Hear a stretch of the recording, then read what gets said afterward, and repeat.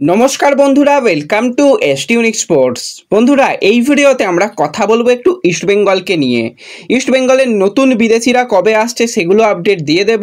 ইস্টবেঙ্গল একজনকে সাইন করিয়েছে, সেই আপডেট শেয়ার করার সাথে সাথে ডার্বি ম্যাচ এবং ট্রান্সফার আপডেট নিয়েও আমরা কথা বলবো এই ভিডিওতে। তাই ভিডিওটা শুরু থেকে শেষ পর্যন্ত দেখো, আর ভিডিও ভালো লাগলে সকলে একটা করে লাইক করে দিও।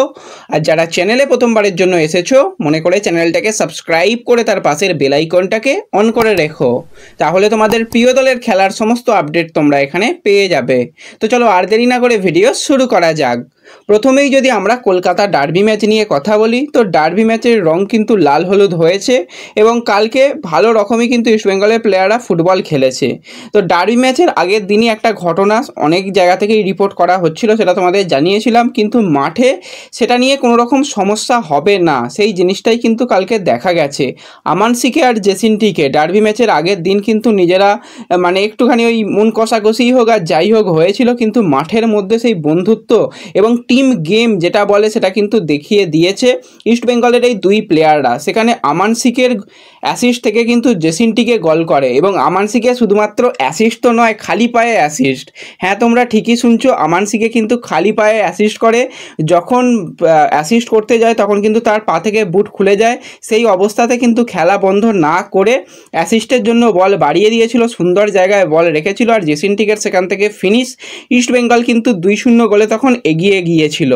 তো বন্ধুত্বপূর্ণ আচরণও কিন্তু মাঠের বাইরেও দেখা গেল, এবং ম্যাচ শেষেও কিন্তু দুজনের যে কতটা ভালো বন্ধু সেটা কিন্তু দেখা গেছে কালকেও। তো ইস্টবেঙ্গলের টিম কিন্তু দারুণ ছন্দে রয়েছে। এছাড়া পিভি ভিষ্ণু এবং জেসিনটিকে গত সিজনে আমরা দেখেছিলাম সিএফএলে, দুজন মিলে একটা আলাদাই জুটি, এবং তাদের জুটি অনেক গোল করেছিল। সেই জুটিও কিন্তু ডার্বি ম্যাচে গোল পেয়েছে, এবং দুজনেই খুশি, দুজনেই গোল পেয়েছে এবং দলকে জেতাতে পেরে খুবই খুশি। এবং হীরা মণ্ডল কিন্তু আবারও কামব্যাক করলো ডার্বি ম্যাচে। প্রথম ডার্বি ম্যাচেই কিন্তু সে নেমে সিএফএলের সেখান থেকে কিন্তু ম্যাচটা জিতে বেরিয়ে গেল। এবং হীরা যদি তার ভালো পারফরমেন্স ধরে রাখতে পারে, অবশ্যই কিন্তু কার্লেস কোয়াদ্রাত কালকে মাঠে উপস্থিত ছিল, তাকে আস্তে আস্তে প্র্যাকটিসেও আমরা দেখতে পাবো সিনিয়র দলের সঙ্গে। এবং সব কিছু যদি ঠিকঠাক থাকে তাহলে কিন্তু হীরা মণ্ডলকে সিনিয়র দলের জার্সি গায়ে আমরা দেখতে পেতে চলেছি। হীরা মণ্ডলকে কারা কারা সিনিয়র দলের জার্সি গায়ে দেখতে চাও অবশ্যই কিন্তু কমেন্টে জানিও। এরপর যদি ইস্টবেঙ্গল দলের বিদেশি প্লেয়ারদের নিয়ে কথা বলা যায়, তো রীতিমতন হিজাজি মাহের সেও কিন্তু এসে গেছে। 3জন বিদেশি প্লেয়ার এসে গেলেও আরও 2জন যে বিদেশি প্লেয়ার তারা কবে আসবে সকলের মনেই চিন্তা। তো তোমাদের কালকেই জানিয়েছিলাম মাধি তালাল সে কিন্তু ভিসা পেয়ে গেছে, সে কলকাতায় আসার জন্য রওনা দিতে চলেছে। তো যেরকমটা আপডেট বেরিয়ে আসছে, 15ই জুলাই রাত 2:20 একদম মধ্যরাত্রেই কিন্তু কলকাতায় পা রাখতে চলেছে মাধি তালাল, এবং তার পরের দিন 16 তারিখ থেকে কিন্তু মোটামুটি প্র্যাকটিসে জয়েন করতে চলেছে মাধি তালাল। এছাড়া যেই প্লেয়ারের দিকে সকলের নজর রয়েছে, ডিয়ামান্টাকোস কবে আসবে। তো ডিয়ামান্টাকোসের ব্যাপার নিয়ে একটু বলে নিই। সে কিন্তু এখনও হাতে ভিসা পায়নি, ভিসা পেয়ে যাওয়ার সম্ভাবনা রয়েছে। খুব তাড়াতাড়ি ভিসা হাতে পেয়ে গেলেই কিন্তু তাকে যত শীঘ্র সম্ভব কলকাতায় নিয়ে আসার ব্যবস্থা করা হবে, যদি সব কিছু ঠিকঠাকভাবে এগোয়। যেরকমটা তোমাদের জানিয়েছিলাম, 18 তারিখের মধ্যেই কিন্তু ডিয়ামান্টাকোসকে নিয়ে চলে আসার চিন্তাভাবনা রয়েছে। এবং তারপরে 10টা দিন যদি ঠিকঠাকভাবে অনুশীলন ইস্টবেঙ্গল করতে পারে, তো সেক্ষেত্রে ডুরান্ড কাপে কিন্তু পুরো দলকেই ইস্টবেঙ্গল খেলাতে পারবে।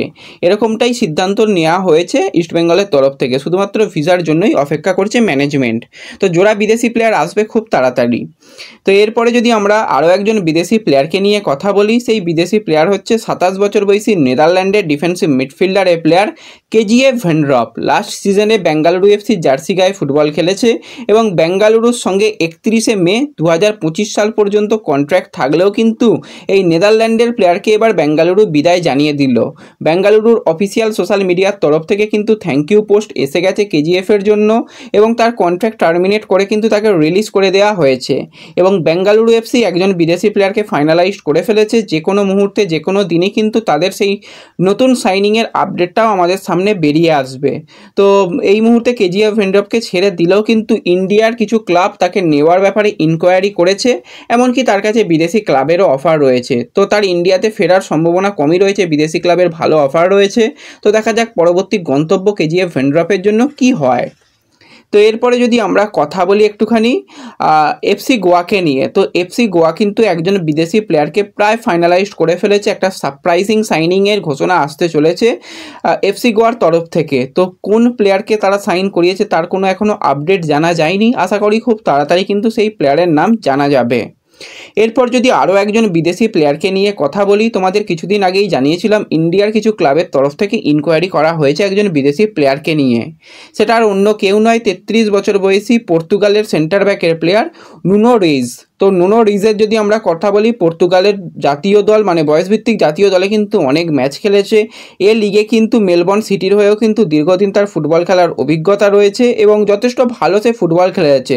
ক্লাব কেরিয়ারে কিন্তু তার 383টা ম্যাচ খেলার অভিজ্ঞতা রয়েছে, 5টা গোলের সাথে সাথে 5টা অ্যাসিস্টও করার অভিজ্ঞতা রয়েছে এই রিজের।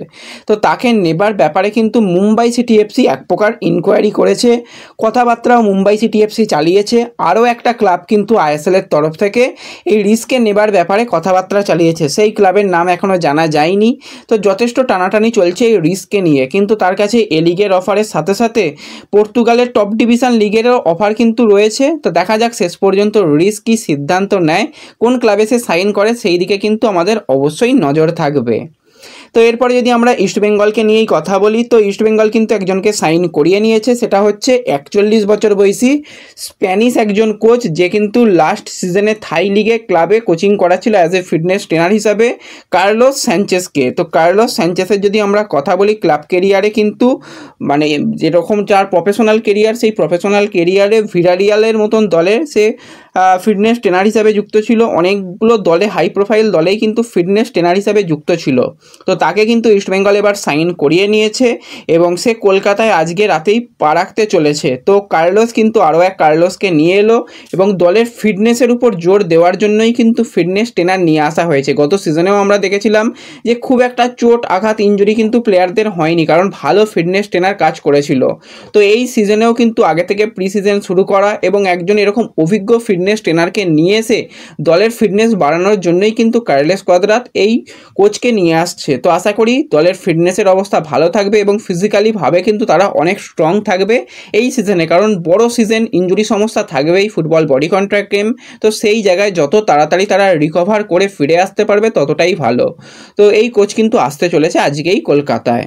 তো এই ভিডিওতে এই কয়েকটাই ছোট্ট আপডেট তোমাদের সঙ্গে শেয়ার করার ছিল। ভিডিও ভালো লাগলে ভিডিওতে লাইক করে দিও, চ্যানেলে প্রথমবারের জন্য এলে চ্যানেলটাকে সাবস্ক্রাইব করে দিও, ফেসবুক পেজ থেকে ভিডিও দেখলে ফেসবুক পেজটাকে ফলো করে নিও এবং ভিডিও একটু সকলের সঙ্গে শেয়ার করে দিও। তো দেখা হচ্ছে পরবর্তী ভিডিওতে, ধন্যবাদ।